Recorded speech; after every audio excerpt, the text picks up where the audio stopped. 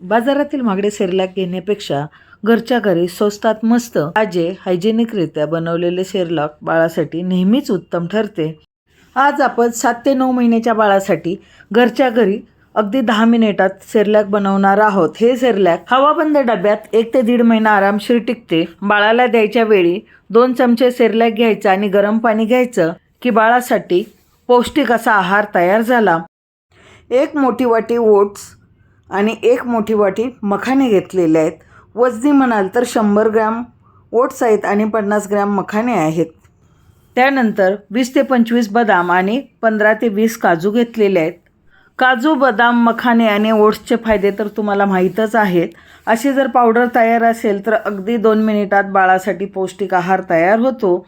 आता कढई घेतलेली आहे आणि मध्यम गॅसवरती मखाने आणि ओट्स सुरुवातीला भाजून घ्यायची। 1 मिनिटभर भाजल्यानंतर त्यामध्ये काजू आणि बदाम टाकायचे। ड्राय रोस्ट करायचं आहे, म्हणजे आपल्याला मंद ते मध्यम गॅसवरती भाजून घ्यायचं आहे। भाजून घेतल्यामुळे खमंग तर लागते, शिवाय जास्त काळ टिकते। थोडासा लालसर कलर आला की एका ताटामध्ये काढून घ्यायचं आणि पूर्णपणे गार झाल्यानंतर मिक्सरच्या छोट्या भांड्यामध्ये घेऊन बारीक वाटून घ्यायचं। तर अशा प्रकारे अगदी 5 मिनिटातच आपलं सेरेलॅक तयार झालेलं आहे।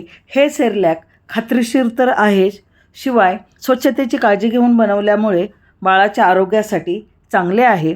एका वेळी फार सेरेलॅक बनवण्यापेक्षा 15 ते 20 दिवस पुरेल एवढंच सेरेलॅक बनवावं, म्हणजे बाळाला ताजे सेरेलॅक मिळेल। असं बनवलेले सेरेलॅक लहान मुलं अगदी आवडीने खातात। मी आमच्या छोट्यासाठी बनवलेला आहे आणि तो बाळ अगदी आवडीने खातो। तुमच्याकडे छोटे बाळ असेल तर नक्की करून पहा।